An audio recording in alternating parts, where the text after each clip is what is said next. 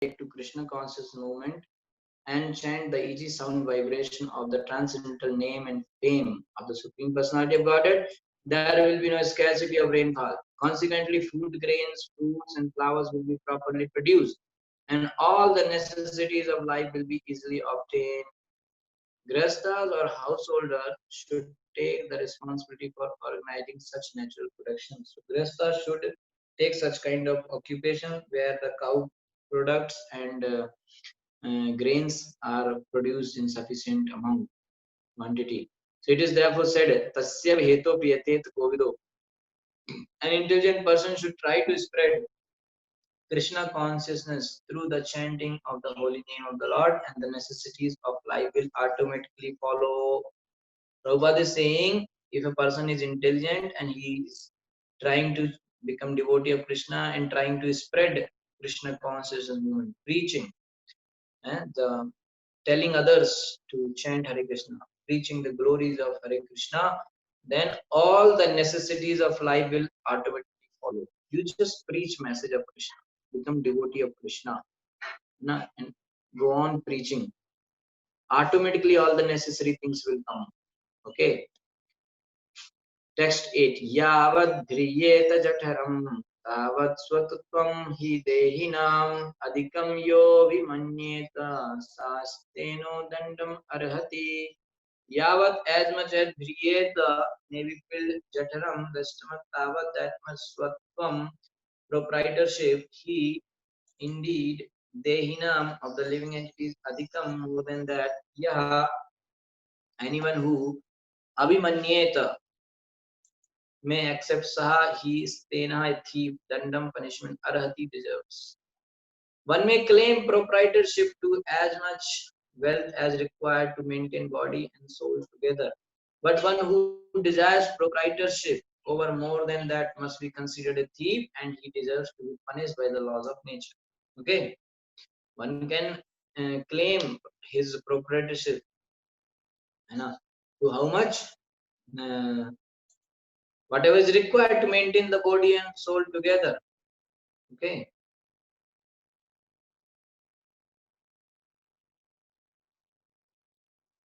So, but one who desires proprietorship over more than that, same thing. Whatever is required to you, you take that. But if you want more than what you need, then there will be a problem, and it is that person is called thief. So nature will punish. By God's favor, we sometimes get large quantities of food grains or suddenly receive some contribution or unexpected profit in business.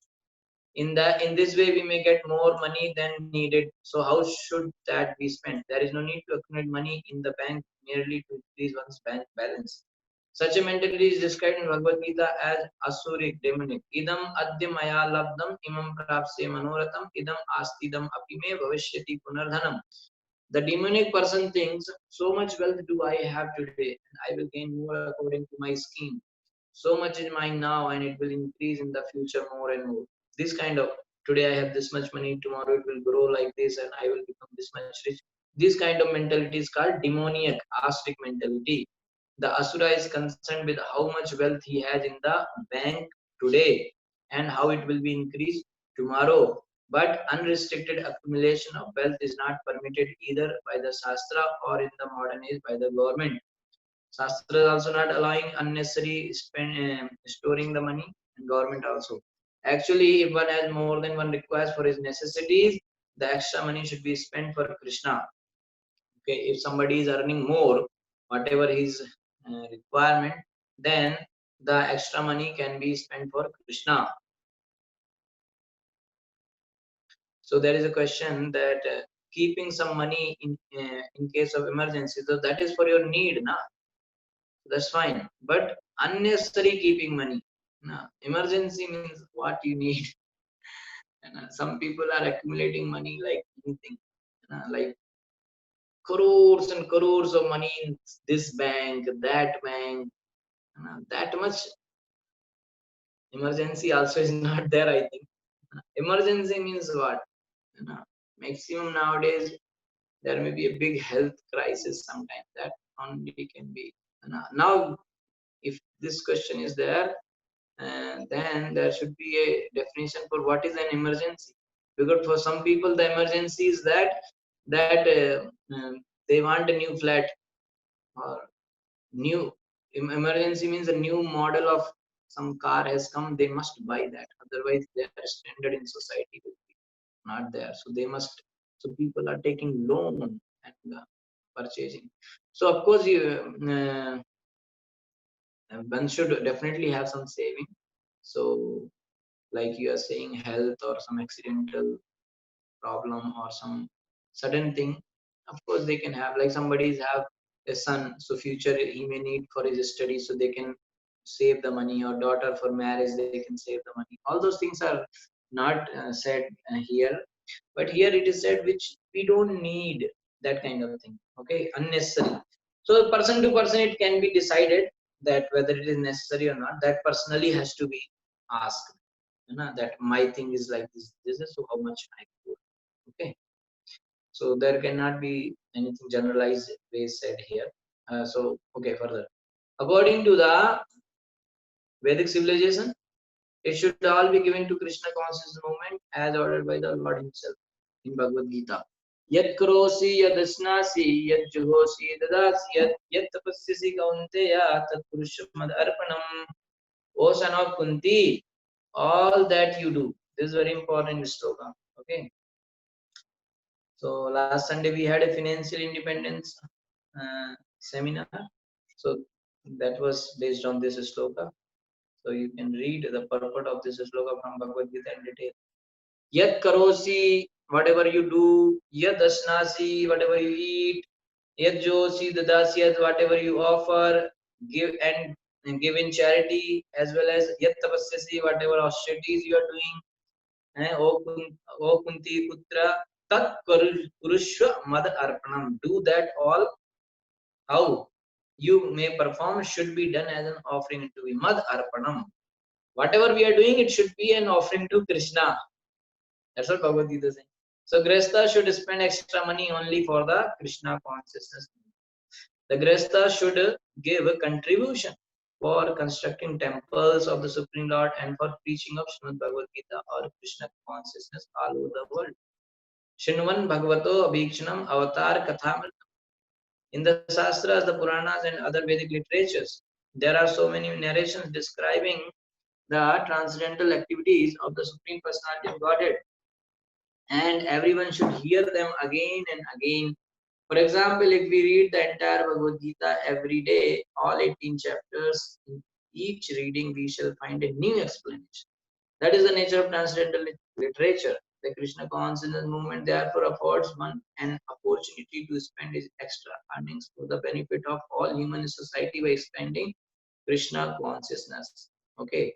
In India, especially, we see hundreds and thousands of temples that were constructed by the wealthy men of society who did not want to be called thieves and be punished. So Prabhupada is saying that if extra money is there, it should be spent for preaching work or temple construction. That is why in India we had big temples in earlier days. Now, how the money came? So big kings, big people used to spend their extra money for such purpose. Okay, so earning money is not bad, but it should be utilized in proper way. So that's how we had a big temples. But nowadays it's very difficult to build a temple. Why? Because nobody wants to give money for temple construction. They say temple construction is useless, right? So this is the thing. So this verse is very important. As stated here, one who accumulates more money than needed is a thief, and by the laws of nature he will be punished. One who acquires more money than necessary becomes desirous of enjoying material comforts more. Okay, if more money is there, he will think material comfort should be more. That's why this much big mattress, then more, then more, then more. When they want this much thick, then only they can sleep. And if no money, they will sleep nicely on floor. Okay, there also people are sleeping on floor. Also, they are getting nice sleep, and some people are having this much big mattress. They also, so more money means they feel more comfort should come. So materialists are inventing so many artificial necessities. Yeah, in today's world, today's situation, you can see there are so many artificial necessities which are, yesterday we were saying, unnecessary necessities. So we have to understand what are necessary necessities and what are unnecessary necessities. Because mind is saying everything is necessary. So you have to again put a filter. What is necessary necessities and what is unnecessary necessities. Okay. So materialists are inventing so many artificial necessities, and those who have money being allured by such artificial necessities try to accumulate money to possess more and more. This is the idea, because you want to have those unnecessary necessities. That's why you need more and more money. This is the idea of modern economic development. Everyone is engaged in earning money, and the money is kept in the bank, which then offers money to the public. Okay, everyone is earning money, and they are keeping in bank, which is again offered to the public. In this cycle of activities, everyone is engaged in getting more and more money, and therefore the ideal goal of human life is being lost. Honestly, it may be said that everyone is a thief and is liable to be punished. Punishment by the laws of nature takes place in the cycle of birth and death. No one dies fully satisfied by the fulfillment of material desires, for that is not possible. Therefore, at the time of one's death, one is very sorry, being unable to fulfill his desires. By the laws of nature, one is then offered another body to fulfill his unsatisfied desires. And upon taking birth, again, accepting another material body, one voluntarily accepts the threefold. So, if there are still some desires, remaining material desires, then next body is for sure. Okay, so text 9 we will do tomorrow. Hare Krishna. So there was a question from a pending question from yesterday. I got it in WhatsApp. I will answer. It is regarding attachment.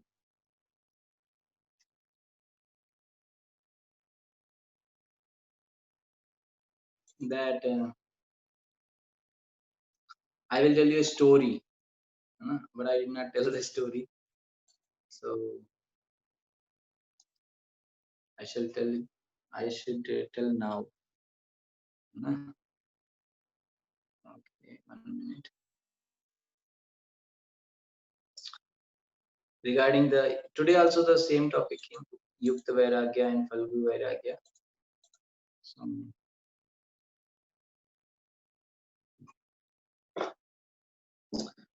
actually, somewhere it's good.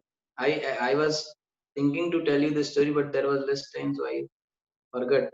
And class got closed. Somebody heard the recording and told me that I said that I will tell the story. I never told the story. Okay, so this was very good that at least some people are hearing the recording and telling things.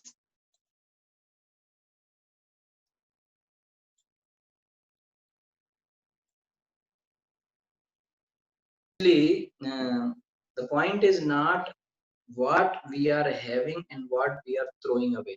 That's not the point. Point is what we are able to utilize in the service of Krishna and what we are not. So yesterday I was saying ki a person may be living in a big house with wife, children, everyone, family, may not be attached to it. So he may progress in bhakti. But a person living inside the temple or living inside the jungle may be attached to the same thing. That's why it is said even sadhus should not sleep under the same tree more than 3 days, because they may get attached to that tree. This is my tree. This is the mind is like that. Mind is finding attachment everywhere. Will try to attach you with this material. So why it is said a sannyasi should not sleep under the same tree more than 3 days? Because he may get attached to the tree. Arey, this is my tree. How can you sleep under this tree? So how can you say like that? Because some people may this kind of things are seen. They say, "Arey, I used to sleep under that tree. How can you sleep? This is my place. This my thing has come." Na? Ah, this is the problem. So same way, there was a disciple of Sri Pad Ramanujacharya. His name was Dhanurdas. Okay. So this Dhanurdas was a very nice disciple. He was living with his wife, very nice, okay, but very good. So everybody was having envy against him. So they were feeling this guy is we should try to put him down. So they tried to complain to Ramanujacharya that Dhanurdas is like this, that okay. So Ramanuja said, okay, let's see. So one day what happened, this sadhus, I mean the people, some of his disciples were grastas, householders. Some of his disciples were living in the monastery or ashram. So these early morning, 2, 3 renunciant sadhu, they were fighting about their cloth, their loin cloth, which they use copine. It is one kind of undergarment. So it may be drying there and it got exchanged. Okay. So they were fighting on that. This is mine, this is mine, like that. So Ramanujacharya saw. They left everything and came to live in ashram for bhakti. And they are fighting for some small cloth, piece of cloth. It is nothing, just a piece of cloth, and they are fighting like this. So Ramanujacharya thought, okay, let them give a lesson. So he said to them, okay, we need, you go to their Dhanurdas and you ask them some money, okay, like that. So these people went to his house and his wife was there. So they were thinking that they were talking, we need to take this money, like that. So somehow this wife was sleeping, Dhanurdas wife. So she thought if these people will come and ask. Actually, they wanted to steal all the money. So she was just sleeping, and she thought these sadhus, they may need money for some preaching work or something like that. So if I say something, uh, they may not take. So she was just sleeping. She know that they have entered. She acted like sleeping and not to disturb, so that whatever they want, let them take. Because sadhus, na, they will not steal just like that. So they will be stealing for some Krishna conscious purpose. So in that way, they actually, she did not wake up. She was just sleeping. Dhanuda's wife. And what happened after that? These people, they took all the money, and she was wearing very nice ornament also. So they removed that ornament also. So she was sleeping one side, na. So one side ornament only they could remove. Other side they cannot remove. So then they went. Then her husband came. Na. Husband said, "What is this? You are wearing only one side ornament. What is this?" So she told, "This is the thing," and I thought he, maybe these disciples need more things, so I should not disturb or let them take whatever, because anyway they will use everything for Krishna's service. If I say anything, they may not take. So I did not said anything like that. So her husband become even angry that why did you keep half side? You should have given in some way the whole thing to them. So these disciples who stole the money, they were hiding somewhere. They were listening all this conversation. That the husband is not saying that why they have stolen this, that no. He's saying you should have done some arrangement so that they could have taken other side ornament also. And we don't need anything. It's all for the service of Guru and Krishna. Okay. In this way, the attachment is one thing, that one place they have left everything and they are fighting for a small piece of cloth. But other side, he is living with wife and in house with nice settled everything arrangement, but still is not attached. If there is a need, he is ready to give everything. So it's not like who is attached. You will find just by seeing his externals. Okay, just by seeing externals, you cannot see who is attached and who is not attached. Okay, so there were two. Another story was that there were two sadhus. I'm just telling you in the short. Maybe I can share you in the detail. You can read, or some other time I'll tell you detail. So there was two sadhus. They left everything and they were going inside the jungle, walking and both are friends. They are going. They left everything, and on the way in the jungle, they found one water body, pond kind of thing, and in that one beautiful girl was about to drown, and she was shouting, save me," like that. So these two sadhus saw that one girl is about to die, inside the water. So one sadhu said, "No, no, I am now in sadhu days. I cannot touch girl. Okay, it's bad touching girls, because if I want to save her, I will need to hold her and bring out, and I don't know, I cannot do that." So he was thinking like that. No? But he didn't say, he was thinking inside. The other sadhu, second person, as soon as he was thinking, the other one, first one was thinking, the other one, meanwhile, what he did, he removed his shirt or whatever, and he jumped inside the water, and he saved the girl, and he made her to sit in a safe place, and then he put his dress and he moved, and both were walking. Okay.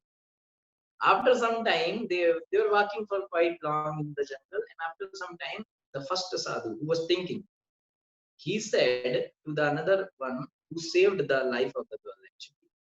So he said, "See, you are a sadhu, and you should not touch a young girl, like any girl." And she was very young, and you touched and you brought her outside the water. This is not good. So the second one said, "See, I went inside the water, carried her, and brought her at the bank of the water, in the outside.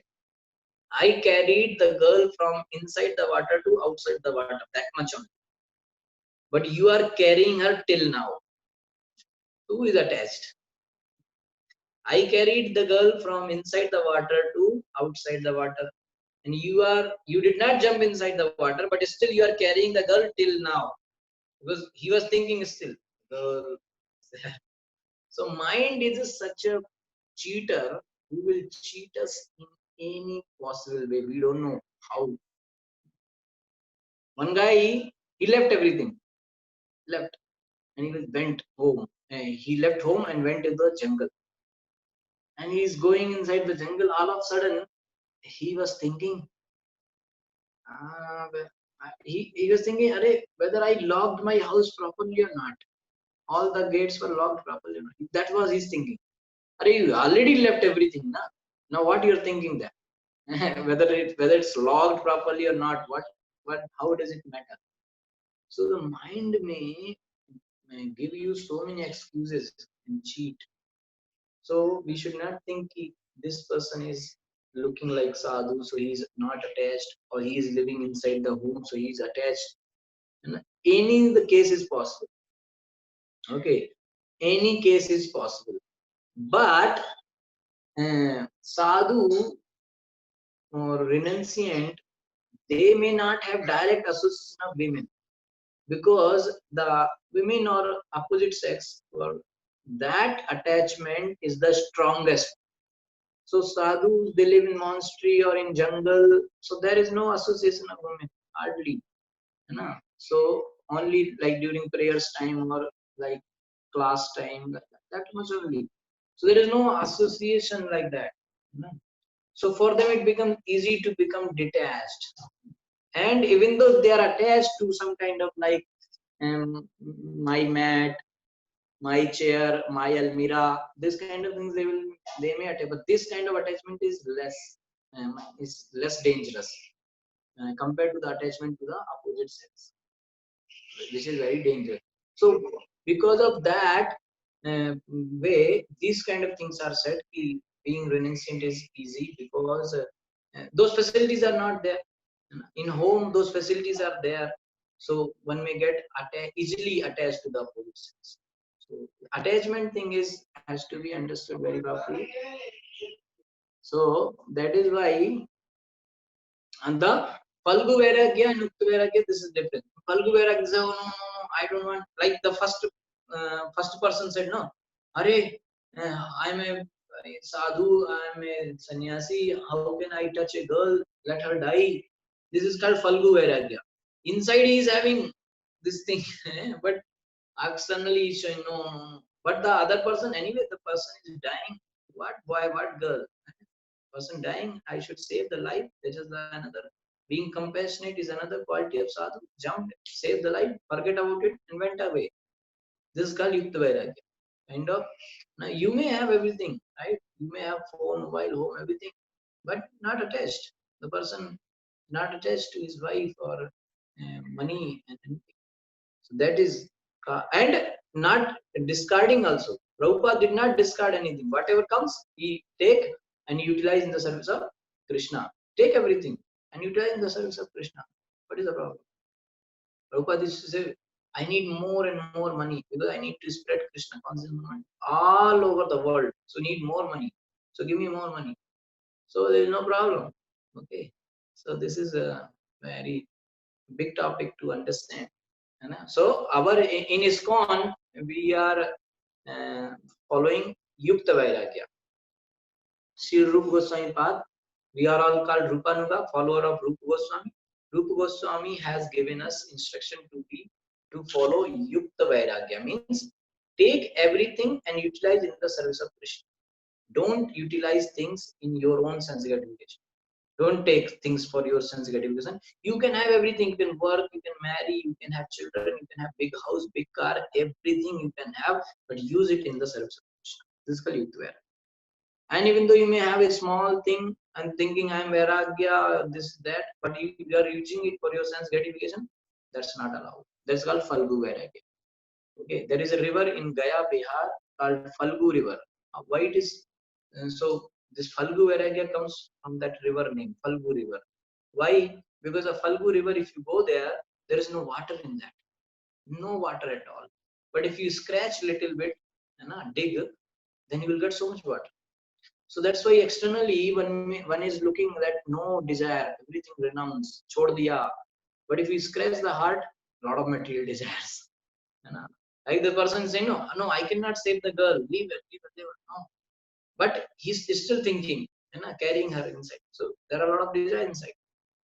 So that's why it's called Farulgu Vairagya. But Yukta Vairagya means, okay, give me, I'll use it for Krishna. What is wrong? Like a bank manager, a bank clerk, he's getting a lot of money, but utilizing for government, not for himself. He's accepting money, everything, sending back like that. Okay, thank you so much. Any other question? No. Okay, Hare Krishna. Thanks so much. Shri Prabhupada ki jai. Granth Raj Srimad Bhagavatam ki jai. Hare Krishna.